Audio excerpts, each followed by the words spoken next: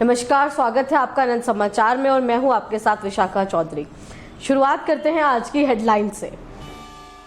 उत्तराखंड में भी मनाया गया भारतीय जनता पार्टी का 41वां स्थापना दिवस। कुंभ मेला अधिकारी दीपक रावत ने महाकुंभ व्यवस्थाओं का लिया जायजा। 72 घंटे की कोरोना नेगेटिव रिपोर्ट नहीं होने पर यात्रियों को भेजा वापस। और अब खबरें विस्तार से। 2022 के विधानसभा चुनाव के नजदीक आते ही राजनीतिक पार्टियों का दौरा पहाड़ी क्षेत्रों में शुरू हो चुका है। बीजेपी के प्रदेश अध्यक्ष मदन कौशिक लगातार पहाड़ों में ताबड़तोड़ दौरे कर रहे हैं, कार्यकर्ताओं को चुनाव में जीतने के लिए टिप्स दे रहे हैं। और जानकारी देते हुए प्रदेश अध्यक्ष मदन कौशिक ने कहा कि आज का दौरा ऋषिकेश से बड़कोट, फिर उत्तरकाशी, रामनगर और सल्ट उपचुनाव को लेकर भी वो 3 दिन रहेंगे और उसके बाद रुद्रपुर का दौरा करेंगे, जिसमें वह कार्यकर्ताओं से भी मुलाकात करेंगे और उनको आगामी चुनाव के लिए तैयार किया जाएगा। अभी यहाँ से ऋषिकेश के बाद बड़कोट, फिर उत्तरकाशी के बाद में रामनगर, फिर सल्ट, 3 दिन सल्ट रहने के बाद फिर रुद्रपुर और रुद्रपुर के दौरे के बाद ये मेरा दूसरा चरण का जो कार्यक्रम है पूरा। बढ़ते हैं अगली खबर की ओर। उत्तराखंड के पूर्व मुख्यमंत्री त्रिवेंद्र सिंह रावत आज भारतीय जनता पार्टी के 41वें स्थापना दिवस के मौके पर आयोजित कार्यक्रम में शिरकत करने के लिए पार्टी प्रदेश मुख्यालय पहुंचे, जहां उन्होंने मीडिया से मुखातिब होते हुए कहा कि भारतीय जनता पार्टी कार्यकर्ताओं पर आधारित पार्टी है, जो अपने कार्यकर्ताओं को समय समय पर अलग अलग जिम्मेदारियों का निर्वहन करने के लिए निर्देश देती रहती है। इतना ही नहीं, उन्होंने कहा कि पार्टी अपने विचार और कार्यकर्ताओं के दम पर दुनिया की सबसे बड़ी पार्टी बनने का गौरव हासिल कर चुकी है। हालांकि उन्होंने इस मौके पर सभी कार्यकर्ताओं को पार्टी के स्थापना दिवस की शुभकामनाएं भी दी। इस मौके पर उत्तराखंड बीजेपी के मुख्यालय पर बीजेपी प्रदेश प्रभारी दुष्यंत कुमार गौतम और प्रदेश अध्यक्ष मदन कौशिक ने पार्टी का झंडा फहराया, जिसके बाद पार्टी स्थापना दिवस पर आयोजित कार्यक्रम की विधिवत शुरुआत की गई।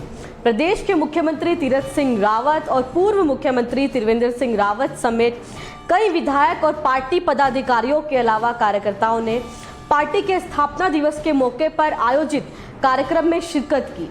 हालांकि बीजेपी प्रदेश मुख्यालय में वर्चुअली प्रधानमंत्री नरेंद्र मोदी का संबोधन प्रदेश के बीजेपी नेताओं ने बैठकर सुना और इस मौके पर भारतीय जनता पार्टी के स्थापना दिवस के मौके पर सभी कार्यकर्ताओं ने एक दूसरे को शुभकामनाएं भी दी। आज भारतीय जनता पार्टी का 41वां स्थापना दिवस है। हम सब लोग उसको देश भर के अंदर मना रहे हैं। आदरणीय प्रधानमंत्री जी का संबोधन हुआ, उसको हम सब ने सुना है।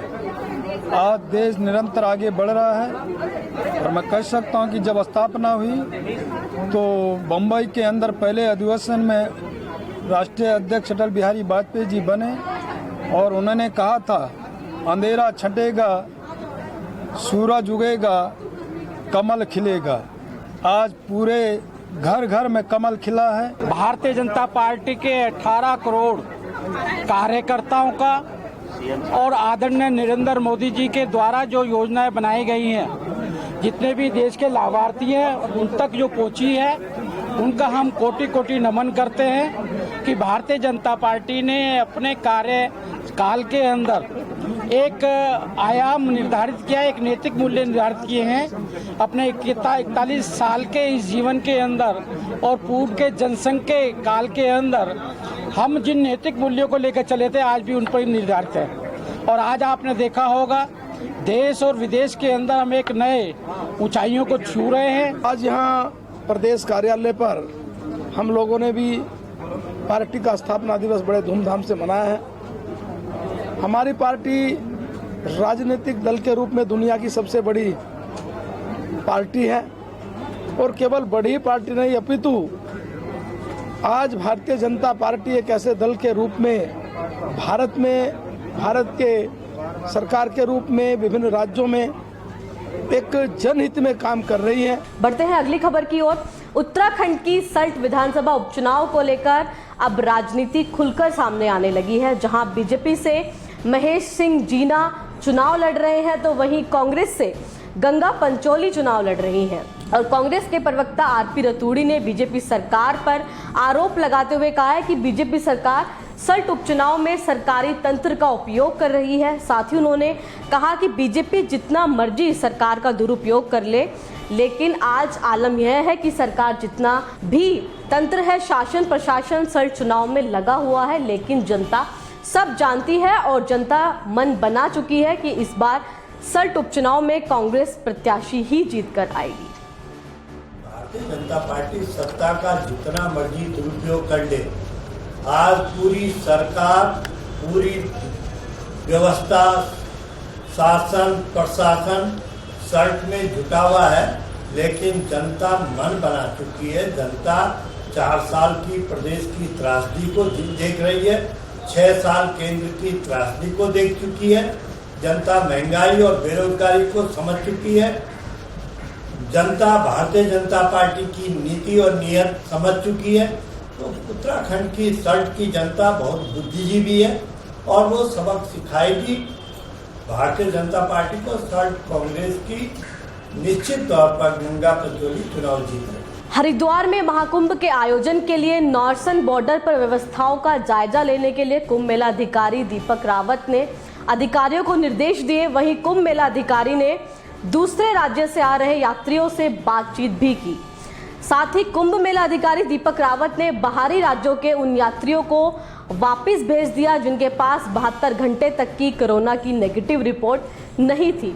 वहीं उन्होंने नॉर्सन बॉर्डर पर हो रहे कोविड टेस्ट के काउंटर का भी निरीक्षण किया। इस दौरान नॉर्सन बॉर्डर पर मौजूद कर्मचारियों को उन्होंने सख्त निर्देश दिए कि जो यात्री बाहर से आ रहे हैं, यदि उनके पास ऑनलाइन रजिस्ट्रेशन है तो ही उनको उत्तराखंड में प्रवेश दिया जाएगा।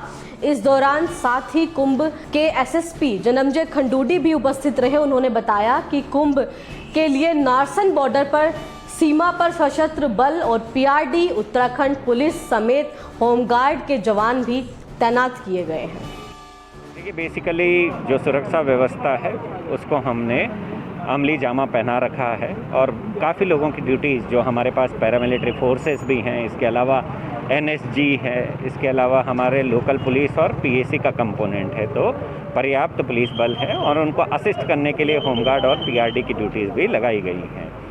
जहां तक बॉर्डर्स की बात है तो बॉर्डर्स पे भी पुलिस फोर्स मुहैया कराया गया है, जो कि सेक्टर जो यहाँ पर मजिस्ट्रेट्स के साथ में एक सीओ रैंक का अधिकारी है वो भी बॉर्डर में तैनात किए गए हैं, जो कि चेकिंग व्यवस्था को देखेंगे। आज के लिए इतना ही। आगे की खबरों के लिए जुड़े रहिए अनंत समाचार के साथ। नमस्कार।